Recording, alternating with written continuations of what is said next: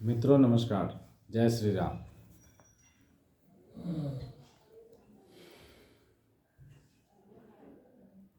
अगर चैनल पर नए हैं तो प्लीज़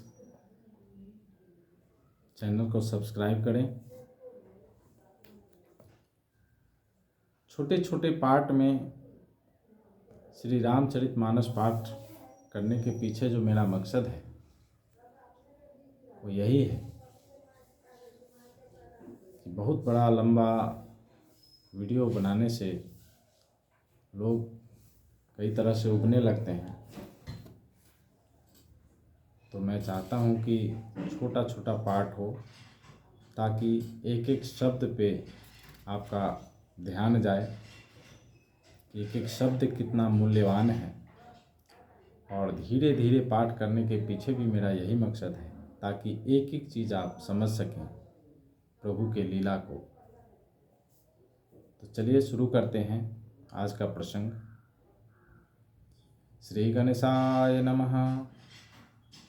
श्री रामचंद्राय नमः। श्री हनुमते नमः। मुनि मोह मन हाथ पड़ाए, हसहि शंभुगन अति सचुपाए। यद्यपि सुनहि मुनि अटपटी बानी, समुझि न पड़ई बुद्धि भ्रमसानी। काहु न लखा सो चरित विशेखा, सो स्वरूप नृप कन्या देखा। मर्कट बदन भयंकर देहि, देखत हृदय क्रोध भाते। सखी संग लय कुंवरी तब, चली जनु राजमराल। देखत फिरई महीप सवा, कर सरोज जयमाल। जहि दिसि बैठे नारद फूली, सो दिसि तेहि न बिलोकी भूली। पुनि पुनि मुनि उकसहि अकुलाहि, देखी दशा हर गन मुस्काहि। धरि नृप तनु तहाँ गयउ कृपाला, कुंवरी हरषि मेलेउ जयमाला। दुलहिन लय गे लक्ष्य निवासा, नृप समाज सब भयउ निरासा। मुनि अति विकल मोह मति नाठी, मनि गिरि गई छूटि जनु गांठी। तब हरगन बोले मुस्काई, निज मुख मुकुर बिलोकहि जाई। हस कहि दो भागे भय भारी, बदन दीख मुनि बारी निहारी। बेसु बिलोकी क्रोध अति बाढ़ा, तिन्हि सराप दीन अति गाढ़ा।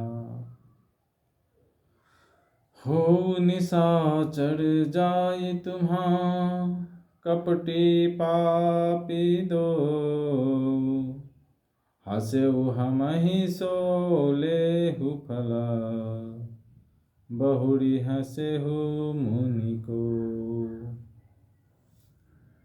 पुनि जल दीख रूप निज पावा, तदपि हृदय संतोष न आवा।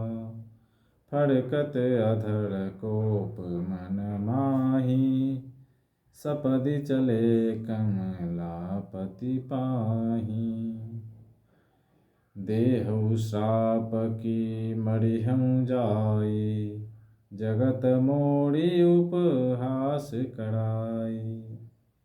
बीचहि पंथ मिले तनु जाड़ी, संगरमा सोई राजकुमारी।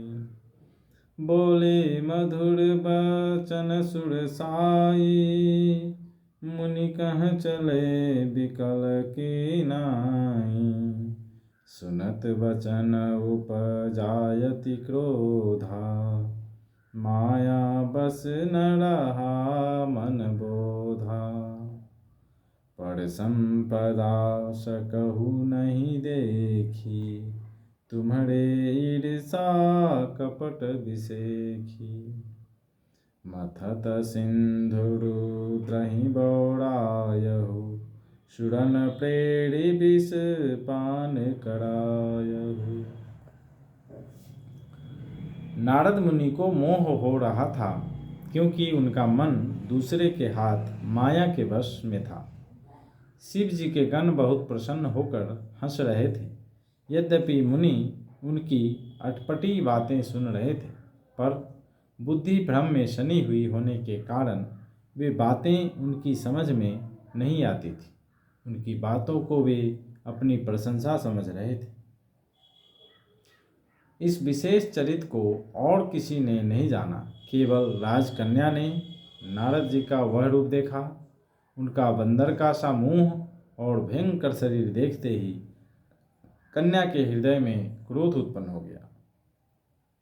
तब राजकुमारी सखियों को साथ लेकर इस तरह चली मानो राजहंसनी चल रही है। वह अपने कमल जैसे हाथों में जयमाला लिए सब राजाओं को देखती हुई घूमने लगी।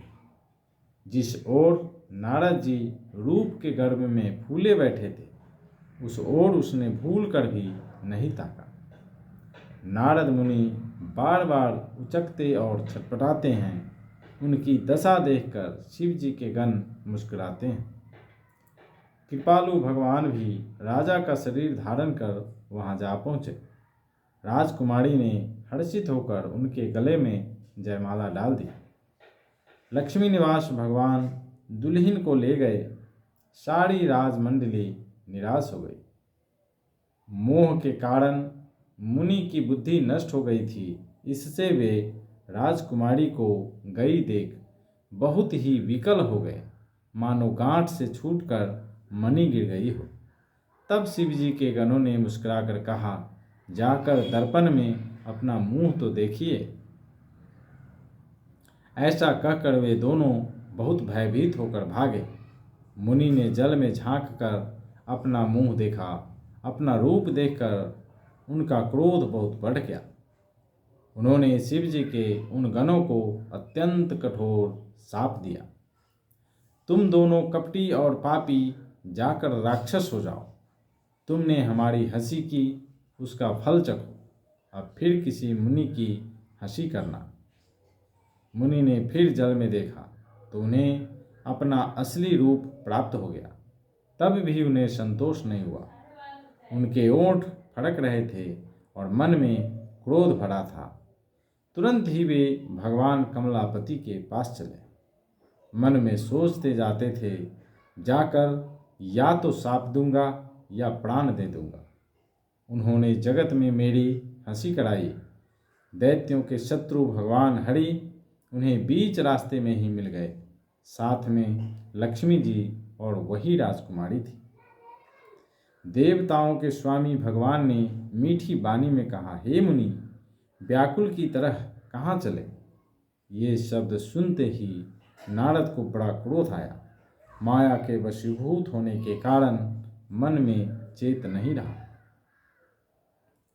मुनि ने कहा, तुम दूसरों की संपदा नहीं देख सकते। तुम्हारे ईर्ष्या और कपट बहुत है।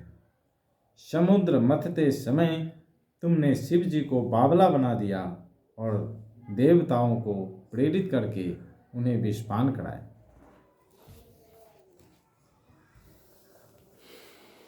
तो मित्रों, इस